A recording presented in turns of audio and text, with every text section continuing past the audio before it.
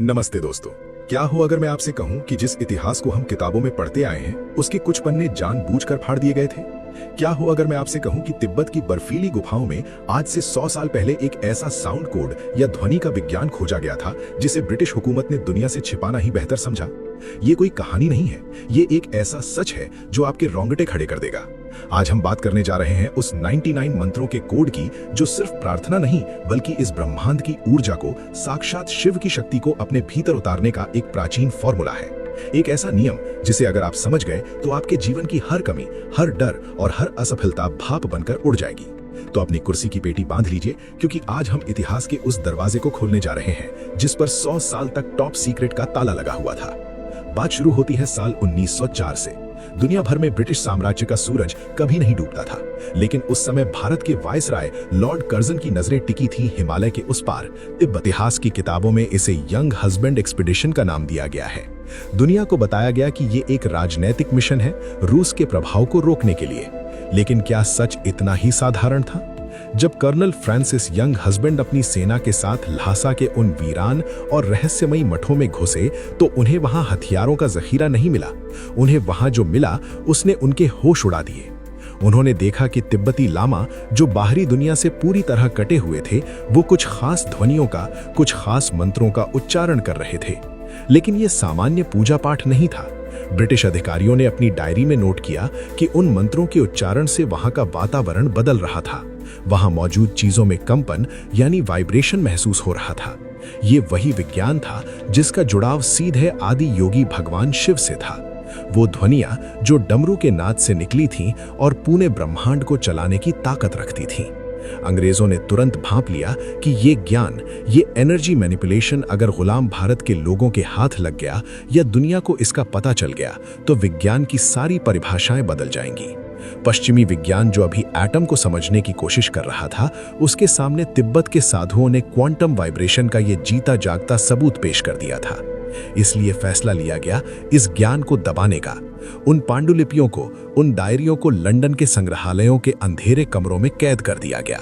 सोचिए, जब आप किसी मंदिर में जाते हैं और वहां घंटी बजती है तो क्या होता है? एक पल के लिए आपका दिमाग शांत हो जाता है, विचार रुक जाते हैं।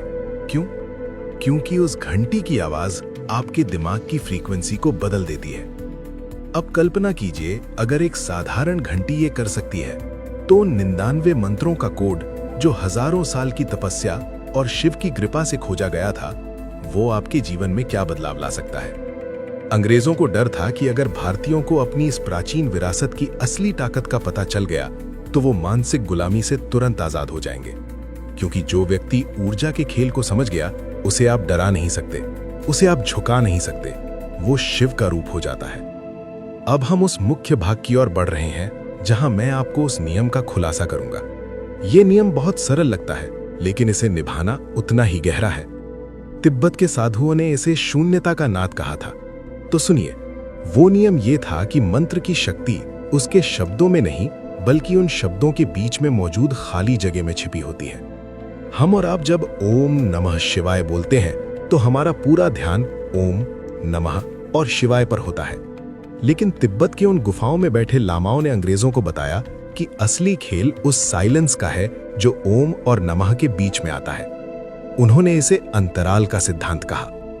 अंग्रेजी वैज्ञानिकों ने जब इस पर रिसर्च की तो उन्होंने पाया कि जब कोई साधक इस अंतराल पर ध्यान लगाता है तो उसके दिमाग की तरंगे यानी ब्रेन वेव्स अचानक गामा स्टेट में चली जाती हैं।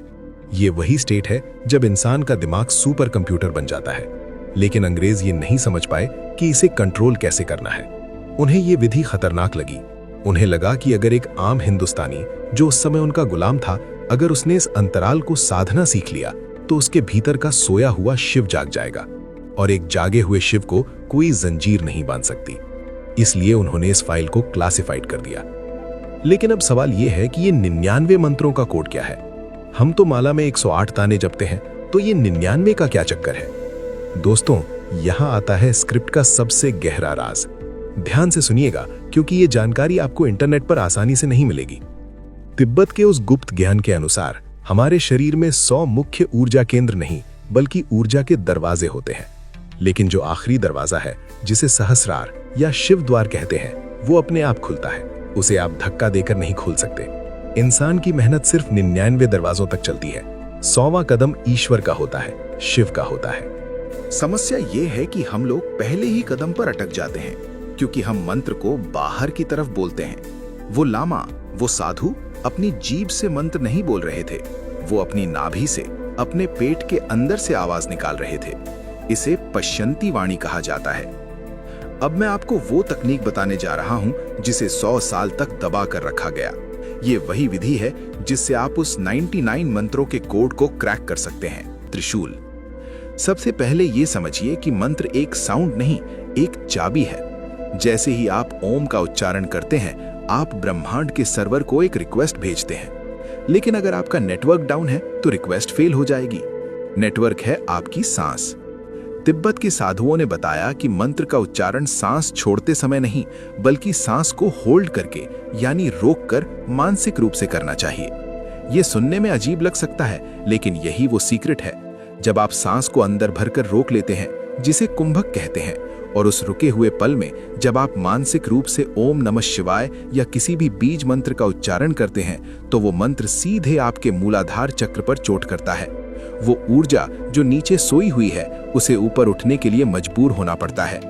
अंग्रेजों ने देखा था कि जब लामा ये कर रहे थे तो उनके शरीर का तापमान -डिग्री की ठंड में भी इतना बढ़ गया था कि उनके ऊपर रखी गीली चादरें सूख गई थीं। ये है आपके भीतर की अग्नि, ये है शिव का ताप। लेकिन रुकिए, इसमें खतरा भी है, जिसे जानना आपके लिए बेहद जरूरी है। अगर आप बिना तैयारी के इतनी ऊर्जा जगा देंगे तो शरीर उसे संभाल नहीं पाएगा। इसलिए 99 का कोड एक सेफ्टी वॉल्व के साथ आता है। वो नियम कहता है, ऊर्जा को जगाओ मत, ऊर्जा को बहने दो। इसका मतलब क्या है?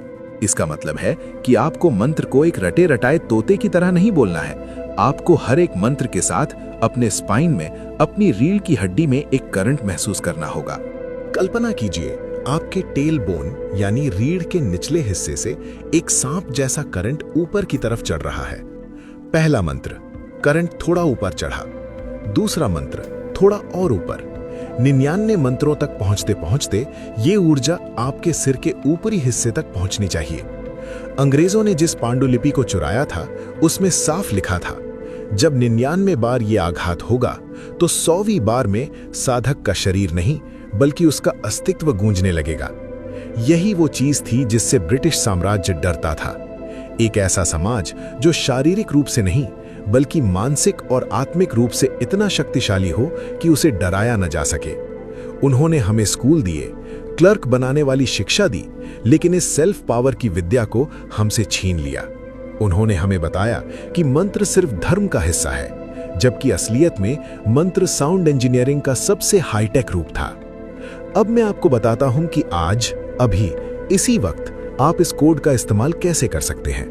तैयार हैं आप?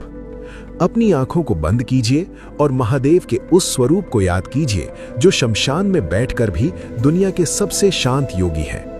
विधि बहुत सरल है, लेकिन इसे पूरा करने के लिए अनुशासन यानी डिसिप्लिन चाहिए। स्टेप 1, आराम से बैठ जाएं, अपने हाथों को घुटनों पर रखें, हथेलियां आसमान की तरफ। स्टेप 2, एक गहरी सांस लें, इतनी गहरी कि पेट बाहर आए। अब सांस को रोक लें। स्टेप 3, अब इस रुकी हुई सांस में अपने मन के अंदर बिना होंठ हिलाए पूरी ताकत से ओम का नाद करें। महसूस करें कि ये आवाज आपके गले से नहीं, आपकी नाभि के नीचे से आ रही है। जब आप ऐसा करेंगे तो आपको एक घबराहट महसूस हो सकती है, दिल की धड़कन बढ़ सकती है। डरिएगा मत, ये वो कचरा है, वो डर है जो सालों से आपके अंदर जमा है और अब बाहर निकलने की कोशिश कर रहा है। शिव का भक्त डरता नहीं है, वो डर का सामना करता है। जैसे ही आप सांस छोड़ें, शरीर को ढीला छोड़ दें। ये एक साइकिल हुआ। तिब्बती कोड कहता है कि आपको ऐसे 99 साइकिल पूरे करने होते हैं, लेकिन शुरुआत में आप सिर्फ 11 या 21 से शुरू करें। दोस्तों, ये 99 का कोड सिर्फ एक गिनती नहीं है, ये एक यात्रा है, अंधेरे से रोशनी की तरफ, शव से शिव की तरफ। अंग्रेजों ने इसे दबाया क्योंकि वो जानते थे कि एक जागा हुआ भारत दुनिया पर राज करेगा, हथियारों से नहीं बल्कि ज्ञान से। और आज देखिए, 100 साल बाद ये ज्ञान फिर से बाहर आ रहा है। क्यों? क्योंकि अब समय आ गया है। अब समय है कि हम अपनी उस विरासत को अपनाएं जिसे पिछड़ा कहकर हमें शर्मिंदा किया गया था। आपको पता है, जब आप इस विधि को सही तरीके से करते हैं तो आपके जीवन में क्या बदलाव आता है? सबसे पहले आपका फोकस लेजर जैसा तेज हो जाता है। जो चीजें आपको कल तक परेशान करती थीं, छोटी मोटी असफलताएं, किसी का बुरा बर्ताव, भविष्य की चिंता, ये सब आपको बहुत छोटी लगने लगेंगी। आप एक पहाड़ की तरह हो जाएंगे जिससे तूफान टकराते तो हैं लेकिन उसे हिला नहीं पाते।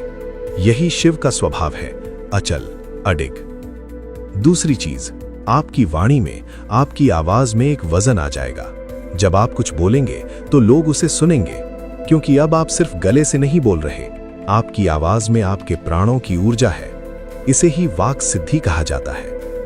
तीसरा और सबसे महत्वपूर्ण बदलाव, सिंक्रोनिसिटी। आपको लगेगा कि ब्रह्मांड आपकी मदद कर रहा है। आप किसी के बारे में सोचेंगे और उसका फोन आ जाएगा। आपको किसी चीज की जरूरत होगी और वो अचानक आपके सामने आ जाएगी। ये जादू नहीं है, ये वही क्वांटम कनेक्शन है जिसे 100 साल पहले तिब्बत में डिकोड किया गया था। जब आपकी फ्रीक्वेंसी ब्रह्मांड की फ्रीक्वेंसी से मैच कर जाती है तो दुनिया आपके इशारों पर नाचती है। लेकिन याद रखिएगा, शक्ति के साथ जिम्मेदारी भी आती है। महादेव ने कभी अपनी शक्ति का प्रदर्शन नहीं किया, उन्होंने हमेशा उसे कल्याण के लिए इस्तेमाल किया। अगर आप इस 99 मंत्रों के कोड का इस्तेमाल अपने अहंकार को बढ़ाने के लिए करेंगे तो ये ऊर्जा आपको जलाकर राख कर देगी। ये दो-धारी तलवार है, इसलिए इसे बहुत सम्मान और पवित्रता के साथ करना है। इतिहास गवाह है कि जब जब इस धरती पर ज्ञान को दबाने की कोशिश की गई है, वो और भी ज्यादा ताकत के साथ उभर कर आया है। वो अंग्रेज चले गए, उनका साम्राज्य खत्म हो गया, लेकिन हिमालय आज भी वहीं खड़ा है, शिव आज भी वहीं है, और वो ज्ञान, वो 99 मंत्रों का रहस्य आज आपके कानों तक पहुंच गया है। ये कोई संयोग नहीं है। अगर आप ये वीडियो देख रहे हैं तो इसका मतलब है कि आप तैयार हैं। आप तैयार हैं उस जंजीर को तोड़ने के लिए जो समाज ने आपके पैरों में डाली है। तो क्या आप तैयार हैं इस प्रयोग को करने के लिए? क्या आप तैयार हैं अपनी खुद की फ्रीक्वेंसी को रीसेट करने के लिए? कल सुबह जब सूरज निकले तो उसे सिर्फ एक खगोलीय घटना मत मानिएगा, उसे एक मौका मानिएगा। एक शांत जगह ढूंढिए, अपनी रीढ़ सीधी कीजिए और उस शून्यता में उतर जाइए जहां शिव आपका इंतजार कर रहे हैं। 99 कदम आपको चलने हैं, 100वां कदम महादेव खुद बढ़ाएंगे और आपको थाम लेंगे। यही वो सत्य है जिसे 100 साल तक छुपाया गया, लेकिन आज ये आपके सामने है। इस ज्ञान को अपने तक सीमित मत रखिएगा, इसे फैलाइए, क्योंकि जितने ज्यादा लोग जागेंगे, ये देश और ये दुनिया उतनी ही ऊर्जावान बनेगी। हर हर महादेव का नाम लेकर शुरू हो जाइए। याद रखिए, आप सिर्फ हार्ड मास का पुतला नहीं है, आप एक सोया हुआ ब्रह्मांड हैं और अब जागने का वक्त आ गया है। अगर आपको आज की ये जानकारी, ये भूला हुआ इतिहास और ये प्राचीन विज्ञान समझ आया हो तो कमेंट में हर हर महादेव लिखकर अपनी हाजिरी जरूर लगाएं। देखते हैं कितने लोग अपनी ऊर्जा को पहचानने के लिए तैयार हैं। अंत में बस इतना कहूंगा, ध्वनि ही ब्रह्म है और आप उस ध्वनि के मालिक हैं। अपने कोड को पहचानिए। ओम नमः शिवाय।